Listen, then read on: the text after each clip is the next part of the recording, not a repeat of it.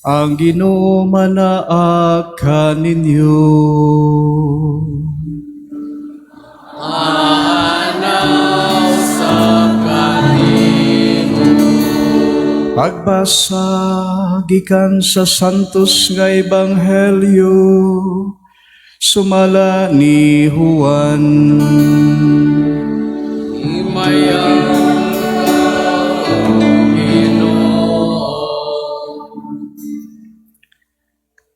Sa pagkagita sa mga tao nga si Jesus wala na didto ni ang iyang mga tinun-an, nanakay sila sa mga sakayan ug nangadto sa Capernaum aron pagpangita kaniya. Sa nakaplaganan nila si Jesus dito sa tabok sa lanaw, miingon sila kaniya, magtutudlo, kanus aka pa ba mahiabot dinhi? Si Jesus mitubag, sultihan ko kamo. Nangita kamo kanako kay nakakaon man kamo sa pan ug nangabusog ug dili tungod kay nakasabot kamo sa mga milagro nga akong nahimo. Ayaw kamo paghago alang sa kalanon nga madunot kundili sa kalanon nga mulungtad ngadto sa kinabuhing walay katapusan. Kining kalanon ihatag kaninyo sa anak sa tao kay gipatikan man siya sa Dios nga Amahan sa timaan sa iyang pag-uyon. Busa gipangutanan nila siya, unsa may among buhaton aron pagtuman sa gisugo sa Dios? Si Jesus mitubag, kini ang bulhaton nga ipabuhat sa Dios kaninyo nga mutuo kamo sa iyang gipadala. Sila mitubag, unsa mang milagruha ang ipakita kanamo aron manuo kami kanimo? Unsa may imong himuon? Ang among mga katigulangan nangaon og mana dito sa kamingawan sumala gayud sa ingon sa giingon sa kasulatan. Gihatagan niya silagpan gikan sa langit. Si Jesus mingon, sultihan ko kamo, ang gihatag ni Moises kaninyo dili mao ang pan nga gikan sa langit. Ang akong Amahan mawang naghatag kaninyo sa matuod nga kalanon gikan sa langit. Kay ang pan nga gihatag sa Dios mao siya nga nanao gikan sa langit ug naghatag og kinabuhi sa kalibutan. Sir, sila miingon kaniya, hatagi kami kanunay niining maong pan. Si Jesus miingon kanila, ako mao ang pan nga naghatag sa kinabuhi. Ang moari kanako dili gayod gutumon, ang mutuo kanako dili nagayod uhawon. Ang ebanghelyo sa Ginoo. Ay glorikaw, O Kristo. Maayong buntag, good morning kanatong tanan. Pakibati sa inyong tapad ingna good morning. Ang panalangin o panalipod magauban kanimo gikan sa Dios. Amen. Palakpakan nato ang Dios mga igsoon. Mga igsoon ni anak kita sa gitawag nato karon nga panahon nga MECQ, no? labi na ni atong sitwasyon karon. Nga din ang atong mga senior citizens ug mga kabataan, kabatanunan, ganahan unta musimba apan unsaon dili man pwede, no? So sa atong makaigsunan nga naara sa inyong mga panimalay ug nagsubaybay sa atong live streaming mass, I know you really have desire to attend our mass today. Pero unsaon taman nga di man pwede, no? Pero bisan tuod nga naara mo sa inyong panimalay, nagsubaybay sa atong misa karon. Pero ako moingon nga ang atong Ginoo nasayod unsa ang gi-desire sa inyong mga kasing-kasing, no? Ang ato lang karon mga igsoon nga kamo nga nasa inyong mga panimalay karon o kami nga niya dinhi sa simbahan. Hiusahon nato ang atong mga kasing-kasing karon diha sa atong pag-ampo sa atong makagagahom nga Dios, nga tabangan kita og di pasagdan niya ilabi na nining kalisdanan nga atong nasinati nining panahon sa pandemya. Nga sama sa unang pagbasa mga igsoon, nga sa mga kalisdanan nga nasinati sa mga Israelita dito sa desyerto, no? Nga diin ang uban kanila nagbagulbol tungod sa kalisod nga ilang nasinati. Nga diin sila gipanggutom na kay wala na'y makaon. Apan loyo sa ilang mga kalisdanan mga igsoon, wala gihapon sila pasagdi sa atong Dios. Mana nga nagpaulan kanila ang Dios og pagkaon para ilang makaon, ug mao kini ang gisaysay kanato sa unang pagbasa. Mao na mga kaigsunan nga ni atong sitwasyon karon nga mulaom lang gihapon ta sa Ginoo nga ang atong Dios nga dili makita, dili usab kita niya pasagdan labi na ning atong crisis nga giatubang karon, no? O nga ang panalipod sa atong Ginoo batok sa atong kaaway nga dili makita, magauban kayod kanato permi. Amen. Salamat sa Dios. Palakpakan nato ang atong Ginoo. Mga igsoon sa atong ebanghelyo karon, ang mga tawo nga nakasinati sa mga milagro ni Hesus, ilabi na kadtong mga tao nga nakakita sa iyang pagpakaon sa 5,000 ka mga tao, pinaagi lamang sa 5 kapan og 2 ka isda. Sila nga nakasinati sa maong milagro og nakakaon sa maong pan, nagpangita karon kang Hesus. Sa dihang si Hesus ug ang iyang mga tinun-an nawala sa ilang pananaw, kay nangadto man sila sa laing dapit. Ug mao nga ang gibuhat ining mga tawo nga nakasinati kang Hesus, ila karong gipangita si Hesus. Misakay sila sa sakayan ug miadto sa Capernaum aron pagpangita sa atong Ginoo. Ug didto ila siyang nakaplagan uban sa iyang mga tinun-an. Og pagkakita ni Jesus kanila, nasayod siya ngano nga nagpangita sila kaniya. Matod pa sa atong Ginoo, nangita kamo kanako tungod kay nakakaon kamo sa pan ug nangabusog. Mao giingnan sila sa atong Ginoo, ayaw kamo pangita sa pan nga madunot, kundili pangitaa ang pan ug kalan-on nga mulungtad ngadto sa kinabuhing walay katapusan. Mga igsoon, pagkaanindot nining maong pan nga giingon sa atong Ginoo, ang pan nga mulungtad nga dili madunot. So sa maong pan nga giingon ni Jesus, nahimo gayong interesado ang mga tao nga nangita kaniya. Kay siguro sa ilang hunahuna mga igsoon, kung sila lamang makakaon sa maong pan, dili nagayod sila pagagutomon. Mao na nga sila mingon sa atong Ginoo, kun mao kana hatagi kami kanunay sa maong pan. Pero wala sila masayod ug wala sila makasabot nga ang gipasabot kanila ni Jesus mao siya. Mao nga si Jesus miingon kanila, ako mao ang pan, ang maghatag og kinabuhi. Ang muari kanako dili nagayod pagagutomon. Ang mutuo kanako dili nagayod pagauhawon.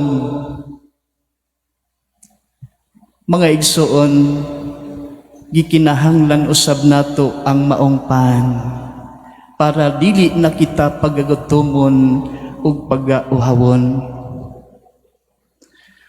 Ug para kanako angay gayud nga ang mga tao mangita kang Hesus, dili sa katuyuan nga sila nakakaon sa maong pan nga gimilagro sa atong Ginoo, kundili nangutana sila kang Hesus tungod kay nangita sila kang Hesus tungod kay sila mituo kaniya ug nakasabot nga siya gipadala gikan sa langit. Ug mao kini ang gusto nga makita ni Jesus diha kanila mga igsoon, nga sila nangita kaniya tungod kay sila mituo gayud kaniya nga gipadala gikan sa langit. Gani sa dihang nangutana ang mga tao kaniya, unsa man ang among buhaton aron pagtuman sa Dios?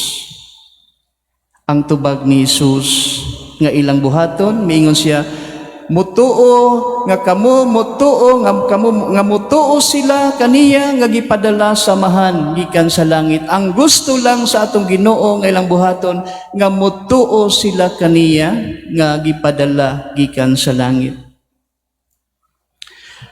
Mga igsoon sa atong bahin, parihas sa mga tao nga nangita ug nagpangita kang Hesus tungod kay sila nakakaon sa pan nga gimilagro sa atong Ginoo. Kita ba usab nangita og nagpangita sa atong Ginoo? Kita ba usab nangita og nagpangita sa atong Ginoo? Kanus-aman kita og sa unsa man nga higayon nga kita nangita og nagpangita ni Jesus nga atong Ginoo. Nangita ra ba kita kaniya tungod kay aduna kitay pangayoon kaniya? Nangita ra ba kita kang Hesus nga atong Ginoo tungod kay aduna kitay mga problema o mga panginahanglanon ngadto kaniya? How about mga igsoon kung wala kay problema o wala kay panginahanglanon nga gustong pangayoon kaniya? Nangita ba gihapon ka kang Hesus? Nangita ba gihapon ka sa atong Ginoo bisag wala kay problema, bisag wala kay pangayoon ngadto kaniya? Anaa ba kanang gitawag sa Tagalog nga sa pagduol nato kaniya kanang gitawag nga kusang loob? Anaa ba kanato nga muduol kita sa atong Ginoo kusang loob? Kanabang muduol o mangita ka sa Ginoo bisan wala kay gikinahanglan og pangayoon ngadto kaniya? Nagsimba og nagampo ba kita kaniya bisan wala kitay tuyo ngadto sa atong Ginoo?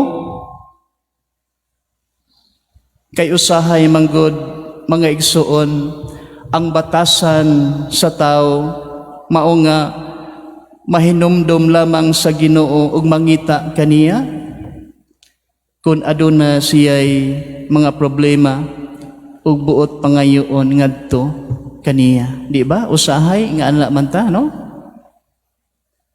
Pero usahay kun ang tao walay problema, walay mga kalisod, Kun haruhay ug hayahay ang dagan sa iyang kinabuhi, usahay makalimot ang tao pagpangita sa Ginoo.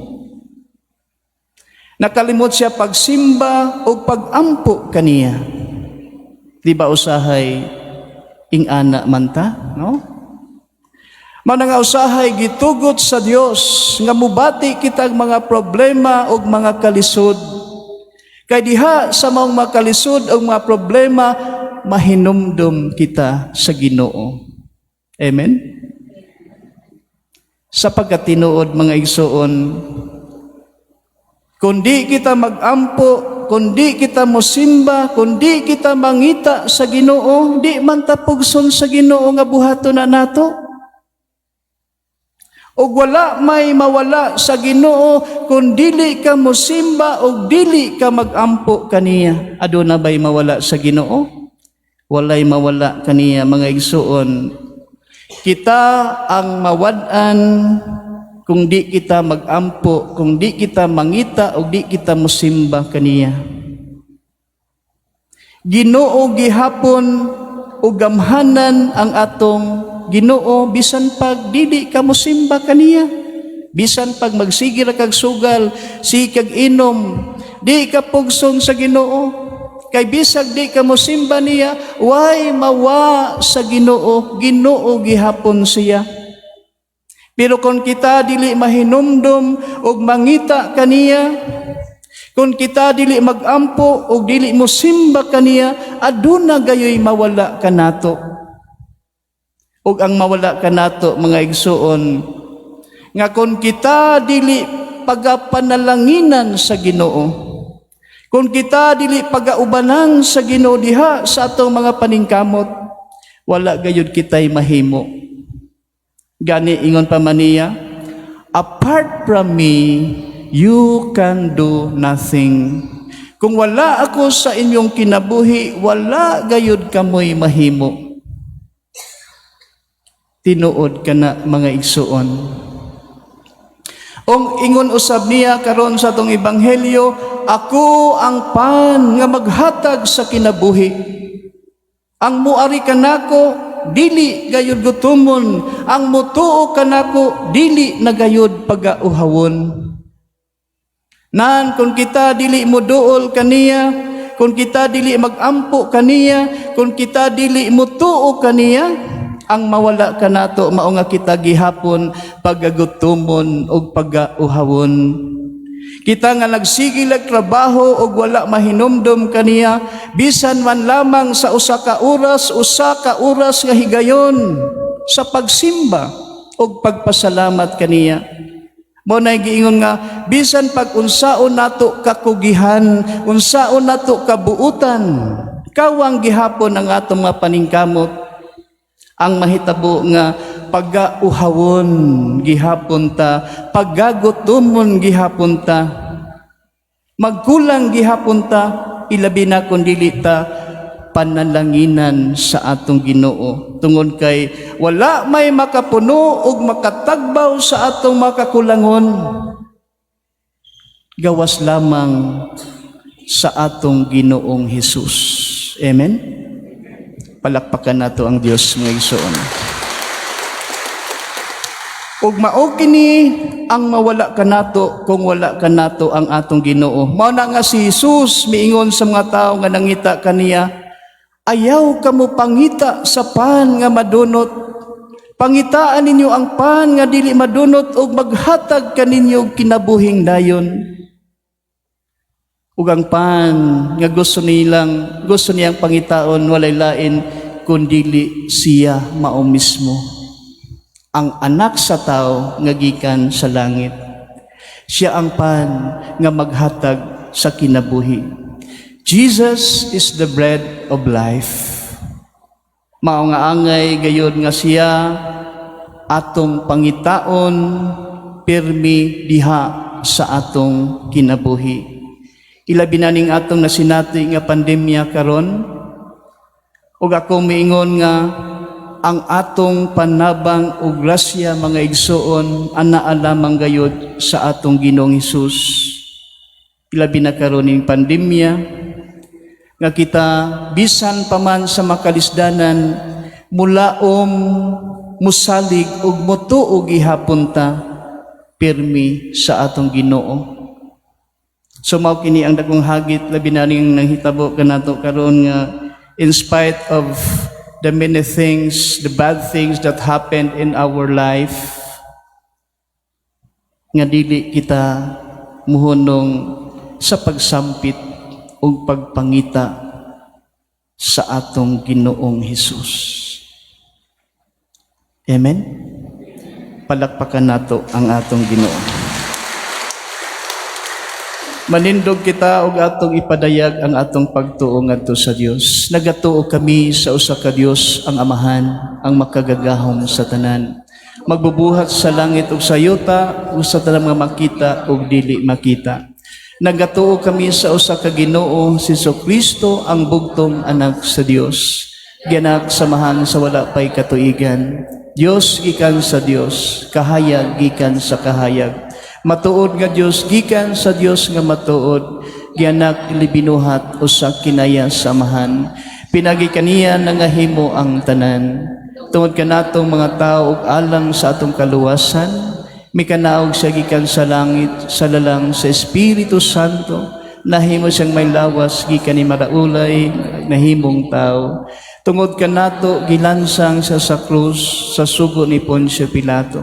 Naganto siya, namatay o gilubong. Sa katulong adlaw, nabanhaw siya aron matuman ang kasulatan. Misaka siya sa langit ug nagalingkod sa tuo sa Amahan. Mubalik siya nga mayaon aron paghukom sa mga buhi ug sa mga minatay. Ug ang iyang gingharian walay katapusan. Nagatuo kami sa Espiritu Santo, ang Ginoo ang maghatag sa kinabuhi.